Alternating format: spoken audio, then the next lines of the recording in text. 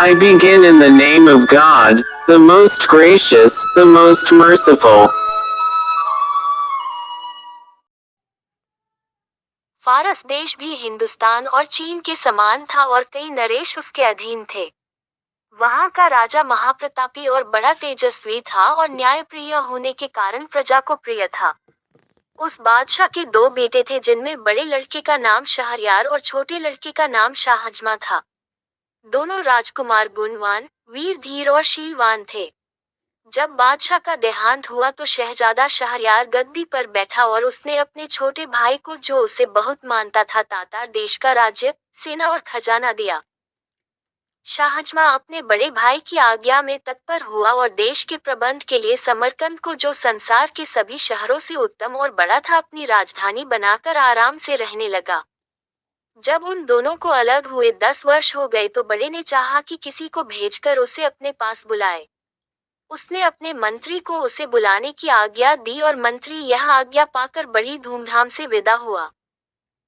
जब वह समरकंद शहर के समीप पहुंचा तो शाहजमा ये समाचार सुनकर उसकी अगवानी को सेना लेकर अपनी राजधानी से रवाना हुआ और शहर के बाहर पहुंचकर मंत्री से मिला। वह उसे देखकर प्रसन्न हुआ। शाहजमा अपने भाई शहरयार का कुशलक्षेम पूछने लगा। मंत्री ने शाहजमा को दंडवत कर उसके भाई का हाल कहा। वह मंत्री बादशाह शहरयार का परम आज्ञा पालक था और उससे प्रेम करता था। शाहजमा ने उससे कहा कि भाई, मेरे अग्रज ने तुम्हें मुझे लेने को भेजा, इस बात से मुझको अत्यंत हर्ष हुआ। उनकी आज्ञा मेरे शिरोधार्य है। अगर भगवान ने चाहा तो 10 दिन में यात्रा की तैयारी करके और शासन में अपना प्रतिनिधि नियुक्त कर तुम्हारे साथ चलूंगा। तुम्हारे और तुम्हारी सेना के लिए खाने पीने का प्रबंध सब यहीं हो जाएगा।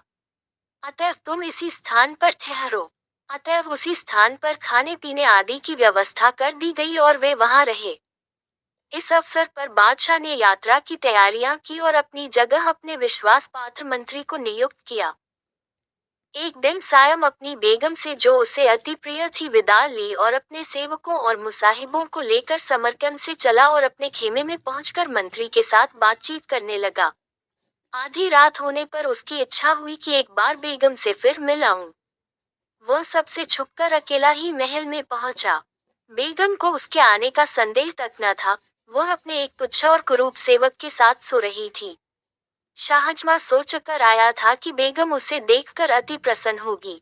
उसे दूसरे मर्द के साथ सोते देखकर एक क्षण के लिए उसे काट मार गया।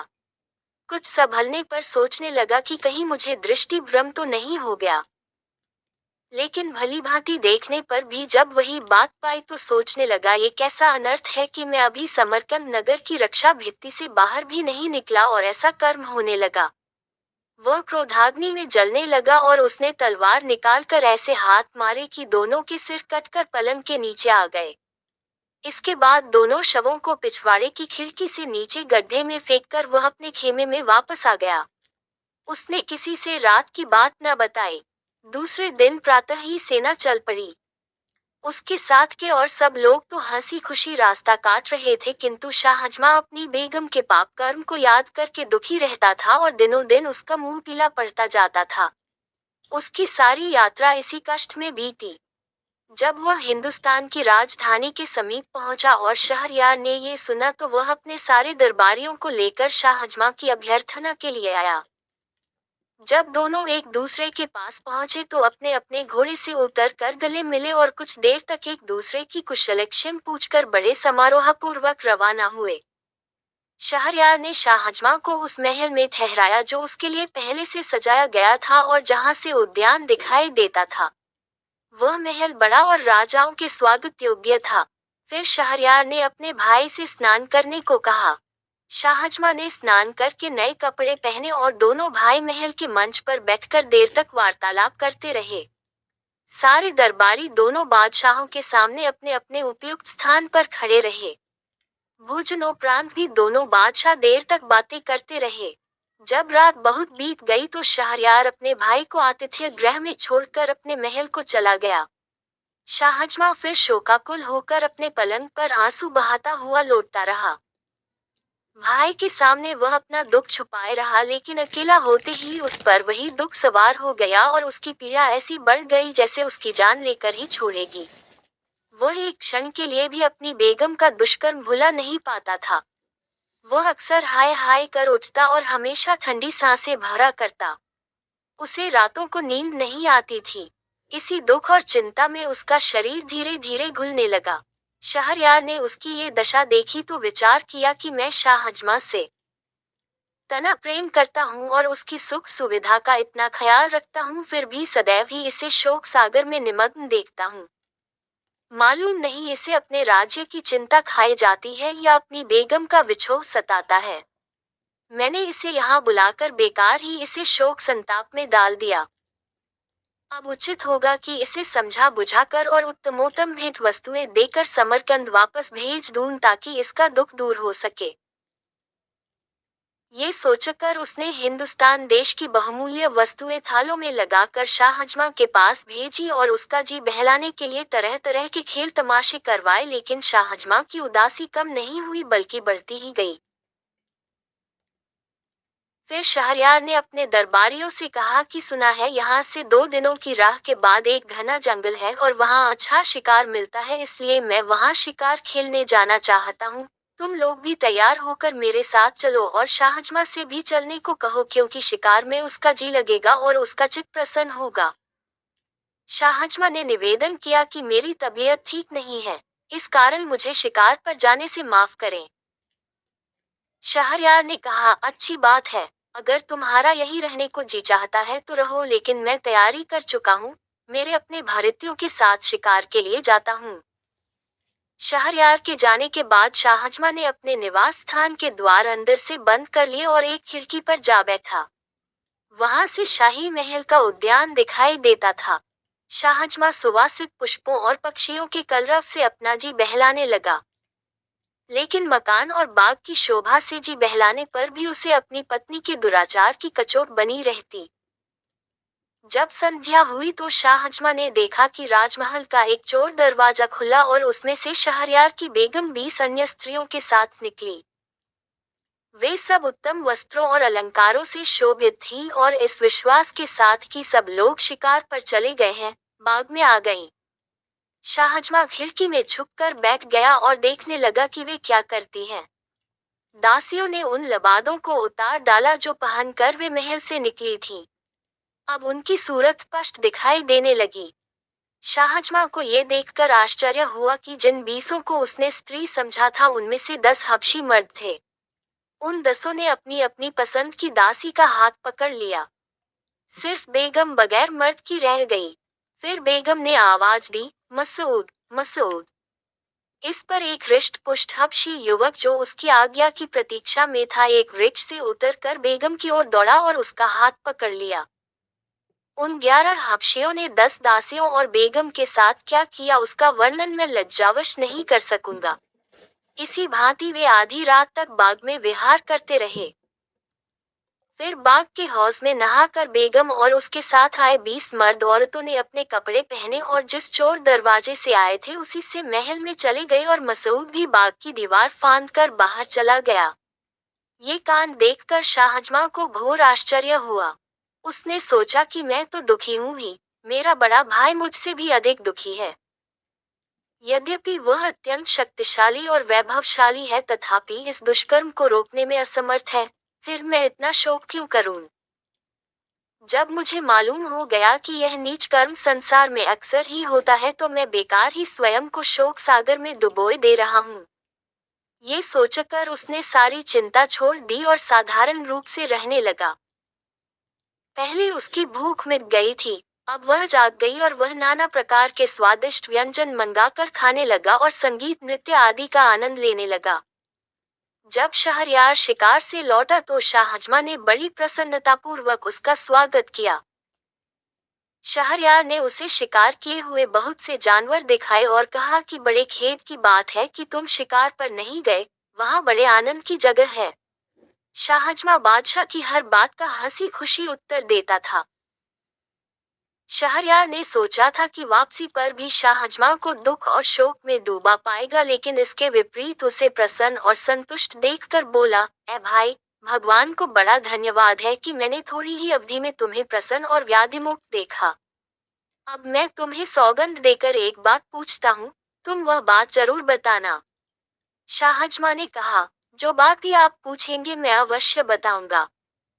शहरयार ने कहा, जब तुम अपनी राजधानी से यहाँ आए थे तो मैंने तुम्हें शोक सागर में डूबा देखा था। मैंने तुम्हारा चित्त प्रसन्न करने के लिए अनेक उपाय किए, भांति भांति के खेल तमाशे करवाए, किंतु तुम्हारी दशा जैसी की तैसी रही।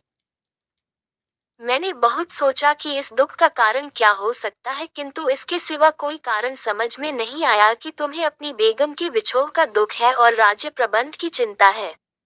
किंतु अब क्या बात हुई जिससे तुम रात दुख और चिंता दूर हो गई? शाहजमा ये सुनकर मौन रहा, किंतु जब शहरयार ने बार बार यही प्रश्न पूछा तो वह बोला, आप मेरे मालिक हैं, मुझसे बड़े हैं, मैं इस प्रश्न का उत्तर न दूंगा क्योंकि इसमें बड़ी निर्लजता की बात है। शहरयार ने कहा कि जब तक तुम मुझे यह न बताओगे तब तक मुझे चैन न आएगा। शाहजमा ने विवश होकर अपनी बेगम के कुकर्म का सविस्तार वर्णन किया और कहा कि मैं इसी कारण दुखी रहता था। शहरयार ने कहा, भैया, ये तो तुमने बड़े आश्चर्य की असंभव सी बात बताई। ये तो तुमने बड़ा अच्छा किया कि ऐसी व्यभिचारिणी को उसके प्रेमी सहित मार डाला। इस मामले में कोई तुम्हें अन्याय नहीं कह सकता। मैं तुम्हारी जगह होता तो मुझे एक स्त्री को मारने से संतोष न होता, 1000 स्त्रियों को मार डालता। बताओ कि मेरे बाहर जाने पर यह शोक किस प्रकार दूर हुआ। शाहजमा ने कहा, मुझे ये बात कहते डर लगता है कि ऐसा न हो कि यह सुनकर आपको मुझसे भी अधिक दुख हो।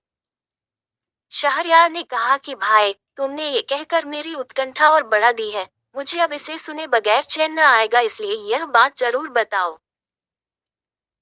विवश होकर शाहजमा ने मसूद, 10 दासियों और बेगम का सारा हाल बताया और बोला, ये घटना मैंने अपनी आंखों से देखी है और समझ लिया है कि सारी स्त्रियों के स्वभाव में दुष्टता और पाप होता है और आदमी को चाहिए कि उनका भरोसा न करे।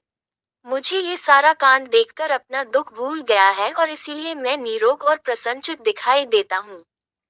ये हाल सुनकर भी शहरयार को अपने भाई के कथन पर विश्वास न हुआ। वह क्रोध स्वर में बोला, क्या हमारे देश की सारी बेगमें व्यभिचारिणी हैं? मुझे तुम्हारे कहने का विश्वास नहीं होगा जब तक मैं खुद अपनी आंखों से यह न देख लूं। संभव है तुम्हें भ्रम हुआ हो। शाहजमा ने कहा, भाई साहब, आप खुद देखना चाहते हैं तो ऐसा कीजिए कि दोबारा शिकार के लिए आज्ञा दीजिए। हम आप दोनों फौज के साथ शहर से कूच करके बाहर चलें। दिन भर अपने खेमों में रहें और रात को चुपचाप इसी मकान में आ बैठें। फिर निश्चय ही आप वह सारा व्यापार अपनी आंखों देख लेंगे जो मैंने आपको बताया है। शहरयार ने यह बात स्वीकार करके दरबारियों को आज्ञा दी कि कल मैं फिर शिकार को जाऊंगा। अतः दूसरे दिन प्रातःकाल ही दोनों भाई शिकार को चले और शहर के बाहर जाकर अपने खेमों में ठहरे। जब रात हुई तो शहरयार ने मंत्री को बुलाकर आज्ञा दी कि मैं एक जरूरी काम से जा रहा हूँ, तुम फौज के किसी आदमी को यहाँ से जाने न देना। तत्पश्चात दोनों भाई घोड़ों पर सवार होकर गुप्त रूप से शहर में आए और सवेरा होने के पहले ही शाहजमा के महल की उसी खिड़की में आ बैठे जिससे शाहजमा ने सारा कांड देखा था। सूर्योदय के पूर्व ही महल का चोर दरवाजा खुला और कुछ देर में बेगम अपने उन्हीं स्त्री वेशधारी हबशियों के साथ वहां से निकलकर बाग में आए और मसूद को पुकारा। ये सारा हाल जो न कहने के योग्य है न सुनने के देखकर शहरयार अपने मन में कहने लगा कि हे भगवान, ये कैसा अनर्थ है कि मुझ जैसे महान नृपति की पत्नी ऐसी व्यभिचारिणी हो। फिर वह शाहजमा से बोला कि यह अच्छा रहेगा कि हम इस क्षणभंगुर संसार को जिसमें एक क्षण आनंद का होता है दूसरा दुख का, छोड़ दे और अपने देशों और सेनाओं का परित्याग करके अन्य देशों में शेष जीवन काटे और इस घृणित व्यापार के बारे में किसी से कुछ न कहें। शाहजमा को ये बात पसंद नहीं आई, किंतु अपने भाई की अत्यंत दुखी दशा देखकर उसने इनकार करना ठीक न समझा और बोला, भाई साहब, मैं आपका अनुचर हूँ और आपकी आज्ञा को पूर्ण रूप से मानूंगा, लेकिन मेरी एक शर्त है। जब आप किसी व्यक्ति को अपने से अधिक इस दुर्भाग्य से पीड़ित देखें तो अपने देश को लौटाएं। शहरयार ने कहा, मुझे तुम्हारी यह शर्त स्वीकार है, लेकिन मेरा विचार है कि संसार में किसी मनुष्य को हमारे जैसा दुख नहीं होगा। शाहजमा ने कहा, थोड़ी सी ही यात्रा करने पर आपको इस बात का पता अच्छी तरह से चल जाएगा। अतएव वे दोनों छुपकर एक सुनसान रास्ते से नगर के बाहर एक ओर को चले। दिन भर चलने के बाद रात को एक पेड़ के नीचे लेटकर सो रहे। दूसरे दिन प्रातःकाल वे वहां से भी आगे चले और चलते चलते एक मनोरम वाटिका में पहुंचे जो एक नदी के तट पर बनी हुई थी।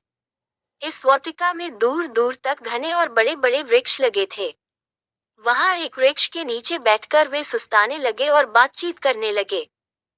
थोड़ी ही देर हुई थी कि एक भयानक शब्द सुनकर दोनों अत्यंत भयभीत हुए और कांपने लगे। कुछ देर में देखा कि नदी के जल में दरार हुई और उसमें से एक काला खंभा निकलने लगा। वह इतना ऊंचा हो गया कि उसका ऊपरी भाग आकाश के बादलों में लुप्त हो गया। ये कांड देखकर दोनों भाई और भी भयभीत हुए और एक ऊंचे वृक्ष पर चढ़कर उसकी डालियों और पत्तों में छुपकर बैठ गए। उन्होंने देखा कि काला खंभा नदी के तट की ओर बढ़ने लगा और तट पर आकर एक महाभयानक दैत्य के रूप में परिवर्तित हो गया। अब वे दोनों और भी घबराए और एक और ऊंची डाल पर जा बैठे। दैत्य नदी तट पर आया तो उन्होंने देखा कि उसके सिर पर एक शीशे का बड़ा और मजबूत संदूक है जिसमें पीतल के 4 ताले लगे हैं। दैत्य ने नदी तट पर आकर सिर से संदूक उतारा और उसी वृक्ष के नीचे रख दिया जहां दोनों भाई छुपे थे। फिर उसने कमर से लटकती हुई 4 चाबियों से संदूक के चारों ताले एक एक करके खोले। संदूक खोला तो उसमें से एक अति सुंदर स्त्री निकली जो उत्तमोत्तम वस्त्राभूषणों से अलंकृत थी। दैत्य ने स्त्री को प्रेम दृष्टि से देखा और कहा, प्रिय, तू सुंदरता में अनुपम है। बहुत दिन हो गए जब मैं तुझे तेरे विवाह की रात को उड़ा लाया था। इस सारे काल में तू बड़ी निष्कलंक और मेरे प्रति वफादार रही है। मुझे इस समय बड़ी नींद आ रही है, इसलिए तेरे निकट सोना चाहता हूँ। ये कहकर वह महाभयानक आकृति वाला दैत्य उस स्त्री की जंघा पर सिर रख कर सो रहा। उसका शरीर इतना विशाल था कि उसके पांव नदी के जल को छू रहे थे। सोते समय उसकी सांस का स्वर ऐसा हो रहा था जैसे बादल गरज रहे हों। सारा वातावरण उस ध्वनि से कंपायमान हो रहा था। एक बार संयोग से जब स्त्री ने ऊपर की ओर देखा तो उसे पत्तियों में छुपे हुए दोनों भाई दिखाई दिए। उसने दोनों को नीचे उतरने का संकेत किया। उसके उद्देश्य को समझकर दोनों का भाई और बड़ा दोनों ने इशारे ही से उससे विनती की कि हमें पेड़ ही पर छुपा रहने दो। स्त्री ने धीरे से दैत्य का सिर अपनी गोद से उतारकर पृथ्वी पर रख दिया और उठकर उनको धैर्य देते हुए बोली कि कोई भय की बात नहीं है, तुम नीचे उतर आओ और मेरे समीप बैठो। उसने ये भी धमकी दी कि अगर न आओगे तो मैं दैत्य को जगा दूंगी और वह तुम दोनों को समाप्त कर देगा। ये सुनकर वे बहुत डरे और चुपचाप नीचे उतर आए। वह स्त्री मुस्कुराती हुई दोनों का हाथ पकड़कर एक वृक्ष के नीचे ले गई और उनसे अपने साथ संभोग करने को कहा। पहले तो उन दोनों ने इनकार किया, किंतु फिर उसकी धमकी से डरकर वह जैसा चाहती थी उसके साथ कर दिया। इसके बाद स्त्री ने उनसे उनकी एक एक अंगूठी मांग ली। फिर उसने एक छोटी सी संदूकची निकाली और उनसे पूछा कि जानते हो इसमें क्या है और किस लिए है? उन्होंने कहा, हमें नहीं मालूम, तुम बताओ इसमें क्या है? उस सुंदरी ने कहा, इसमें उन लोगों की निशानियां हैं जो तुम्हारी तरह मुझसे संबंध कर चुके हैं। ये 98 अंगूठियां थीं और तुम्हारी 2 मिलने से 100 हो गईं। इस दैत्य की इतनी कड़ी निगरानी के बाद भी मैंने 100 बार ऐसी मनमानी की है। ये दुराचारी दैत्य मुझ पर इतना आसक्त है कि क्षण भर के लिए भी मुझे अपने से अलग नहीं करता और बड़ी देखभाल के साथ मुझे इस शीशे के संदूक में छुपाकर समुद्र की तलहटी में रखता है। लेकिन उसकी सारी चालाकी और रक्षा प्रबंध पर भी मैं जो चाहती हूँ वह करती हूँ और इस बेचारे का सारा प्रबंध बेकार हो जाता है। अब मेरे हाल से तुम समझ लो कि स्त्री जब कामासक्त होती है तो कोई भी उसे दुष्कर्म से रोक नहीं सकता। इसके पश्चात वह उनकी अंगूठियां लेकर अपनी जगह आई। उसने दैत्य का सिर फिर अपनी गोद में रख लिया और इन दोनों को संकेत किया कि चले जाओ। दोनों वहां से चल दिए और जब बहुत दूर निकल गए तो शाहजमा ने अपने बड़े भाई शहरयार से कहा, देखिए, इतनी सुरक्षा और कड़े प्रबंध पर भी यह स्त्री अपने मन की अभिलाषा पूरी कर रही है। ये भी देखिए कि दैत्य को उस पर कितना विश्वास है और वह उसकी निष्कलंकता की कैसी प्रशंसा कर रहा था। अब आप ही न्यायपूर्वक बताएं कि इस बेचारे पर हम लोगों से अधिक दुर्भाग्य है या नहीं। हम जो बात ढूंढने निकले थे वह हमें मिल गई।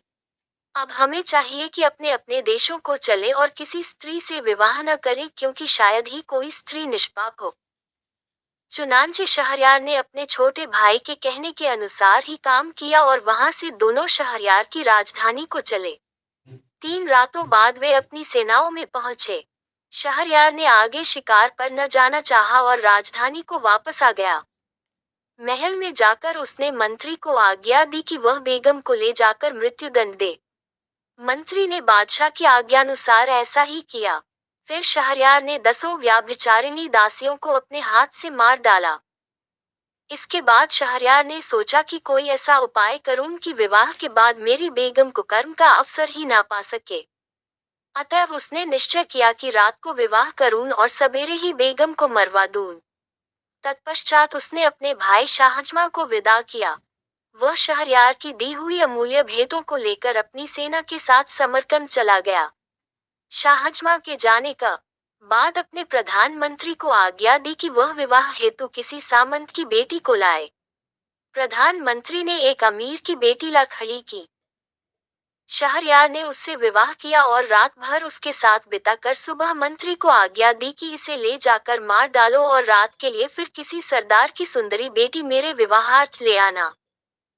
मंत्री ने उस बेगम को मार डाला और शाम को एक और अमीर की बेटी ले आया और दूसरे दिन उसे भी ले जाकर मार डाला। इसी प्रकार शहरयार ने सैकड़ों अमीरों सरदारों की बेटियों से विवाह किया और दूसरी सुबह उन्हें मरवा डाला। अब सामान्य नागरिकों की बारी आई। साथ ही इस जघन्य अन्याय की बात सब जगह फैल गई। सारे नगर में शोक, संताप और रोदन की आवाजें उठने लगीं। कहीं पिता अपनी पुत्री को मृत्यु पर 8-8 आंसू रोता था, कहीं लड़की की माता पछाड़े खाती थी। जो कन्याएं अभी तक बच रही थी उनके माता पिता और सगे संबंधी अत्यंत दुखी रहते थे। कई लोग अपनी बेटियों को लेकर देश छोड़ गए और अन्य देशों में जा बसे। वहां के मंत्री की 2 कुंवारी बेटियां थीं। बड़ी का नाम शहरजाद और छोटी का नाम दुनियाजाद था। शहरजाद अपनी बहन और सहेलियों से अधिक तीक्ष्ण बुद्धि थी। वह जो बात भी सुनती या किसी पुस्तक में देखती उसे कभी नहीं भूलती थी। वार्तालाप के गुण में भी प्रवीण थी। उसे बहुत प्राचीन मनीषियों की आख्यायिकाएं और कविताएं जुबानी याद थी और स्वयं गद्य पद्य रचना में निपुण थी। इन सारे गुणों के अतिरिक्त उसमें अद्वितीय सौंदर्य भी था। एक दिन उसने पिता से कहा कि मैं आपसे कुछ कहना चाहती हूँ लेकिन आपको मेरी बात माननी होगी। मंत्री ने कहा, यदि तेरी बात मानने योग्य होगी तो मैं अवश्य मानूंगा। शहरजाद ने कहा कि मेरा निश्चय है कि मैं बादशाह को इस अन्याय से रोकूं जो वह कर रहा है और जो कन्याएं अभी बची है उनके माता पिता को चिंतामुक्त कर दूं। मंत्री ने कहा, बेटी, तुम ये हत्याकांड किस प्रकार रोक सकती हो? तुम्हारे पास कौन सा उपाय ऐसा हो सकता है जिससे यह अन्याय बंद हो? शहरजाद बोली, यह आपके हाथ में है। मैं आपको अपनी सौगंध देकर कहती हूँ कि मेरा विवाह बादशाह के साथ कर दीजिए। मंत्री यह सुनकर कांपने लगा और बोला, बेटी, तू पागल हो गई है क्या जो ऐसी वाहियात बातें कर रही है? क्या तुझे बादशाह के प्रण का पता नहीं है? तू सोच समझ कर बात किया कर। तू किस तरह बादशाह को इस अन्याय से रोक सकेगी? बेकार ही अपनी जान गंवाएगी। शहरजाद ने कहा, मैं बादशाह के प्रण को भली भांति जानती हूँ, परंतु अपने इस विचार को किसी प्रकार न छोड़ूंगी। यदि मैं अन्य कन्याओं की भांति मारी गई तो इस असार संसार से मुक्ति पा जाऊंगी और अगर मैंने बादशाह को इस अत्याचार से विमुक्त कर दिया तो अपने नगर निवासियों का बड़ा हित कर सकूंगी। मंत्री ने कहा, मैं किसी प्रकार तेरी यह इच्छा स्वीकार नहीं कर सकता। मैं तुझे जानते बूझते ऐसी विकट परिस्थिति में कैसे डाल सकता हूँ? अजीब सी बात है कि तू मुझसे कहती है कि मेरी मौत का सामान कर दो। कौन सा पिता ऐसा होगा जो अपनी प्यारी संतान के लिए ऐसा करने का सोच भी सकेगा? तुझे चाहे अपने प्राण प्यारे ना हो, लेकिन मुझसे यह नहीं हो सकता कि तेरे खून से हाथ रिंगूं। शहरजाद फिर भी अपनी जिद पर अड़ी रही और विवाह की प्रार्थी रही। मंत्री ने कहा, तू बेकार ही मुझे गुस्सा दिला रही है। आखिर क्यों तू मरना चाहती है? क्यों अपने प्राणों से इतनी रुष्ट है? सुन ले, जो भी व्यक्ति किसी काम को बगैर सोच विचार के करता है उसे बाद में पछताना पड़ता है। मुझे भय है कि तेरी दशा उस गधे की तरह न हो जाए जो सुख से रहता था किंतु मूर्खता के कारण दुख में पड़ा। शहरजाद ने कहा, ये कहानी मुझे बताए। मंत्री ने कहानी सुनाई। Subscribe and share and like and comment. But now as you like.